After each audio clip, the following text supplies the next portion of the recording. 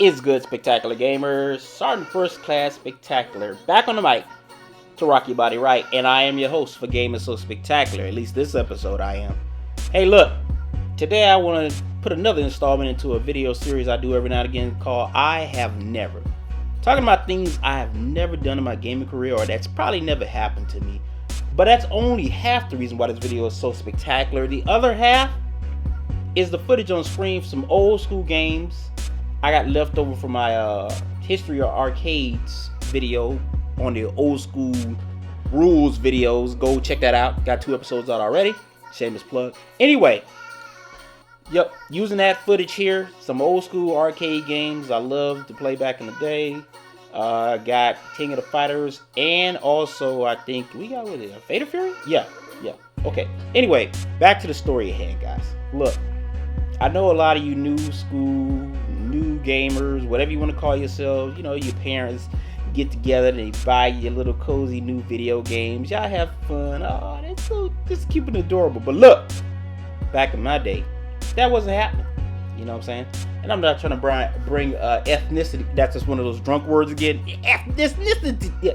Ethnicity. You know what? Let's just replace that word. I'm not trying to bring race into this. But being poor and black back in the day, man, you know, your parents just couldn't get it for you. My mom's, she wasn't too fond of gaming, so she never, ever bought me a gaming system in my life. Yep. Well, I think my dad, whoever he is and wherever he at, a few times I saw him, kind of chipped in on me buying my first video game system of my own. Not the first system I played, but my own system, which was the Nintendo Entertainment System. You know, that nice retro, paved the way piece of machinery. So I put in some of that, and I had a black and white TV, and that was my first gaming system that I got my hands on and I purchased. Now, throughout time, you know, you save your money, your pennies, all that good stuff, and when you get a chance, you run to the little Toys R Us or the video game store, because we didn't have GameStop back then, and you know, you get your little games, you know, like Mega Man or DuckTales or, you know, all those good classics, and you just save your pennies. Time went on, got me a Super Nintendo and Sega Genesis. You know, had to save up for those while I was in high school / taking college classes.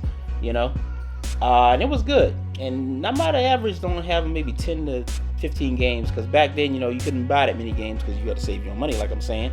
And the other games you just borrowed from a friend. That's how we got down. Time went on, joined the army way back in like '94, and the PlayStation was coming out, and your boy, you know, jumped on that. Finally, I had my own paycheck, so I had to save no pennies at the paycheck, so I could go out there and do big things, get it like that, you know, get it how you live it. So bought into the PlayStation, had immense fun with that system. In the barracks, we were playing Final Fantasy and Metal Gear Solid, all those types of games. Time went on again. PlayStation 2 came out. Booyah! Had to go scoop that up, you know. By then I was making I ain't gonna say big money, but it was pretty good, you know, when it scooped the PS2 up. I was a staunch opposer of the first Xbox. You can't call it Xbox One because of, well, you know why. Anyway, but the first Xbox, I was a staunch opposer of that, so didn't get it. But I did discover the joys of multi-plat when I got the PlayStation 3 and the Xbox 360, and that was right before I went to Iraq for the first time. So those gaming systems helped me broaden my mind and understand the joys of not being closed-minded when it comes to gaming. And just as recently, got the PlayStation 4 and the Xbox One this past year, so you know, the rest is history. But the whole point of this video is to tell you that, look, parents didn't buy me nothing back in the day. You know, I had to get all my own game systems. I had to struggle and fight like y'all probably ain't never seen The Color Purple, y'all too young.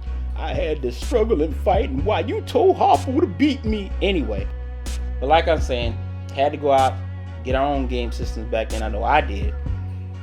So I say, count your blessings, count your chickens, all the other good old sayings. But just thank your lucky stars if you got some parents or loved ones that want to contribute or help with your gaming habits. Hey, that's it for me. This is a video episode. Be here Friday and every Friday when we put out new episodes of old school rules. And if you like old school rules, please share it with a friend. Tell them about it. Get them on over here, because like I said before, I think we all need to know our gaming history, because things weren't always as good as they are now. Like in the arcades episode, we couldn't just jump on a console and play whenever we felt like. We had to go to arcades and gather around the machine and wait our turn. Anyway, like I was saying, be back here Friday, catch another episode of that. Thanks for rocking out with me as usual. And as always, if you can't be good,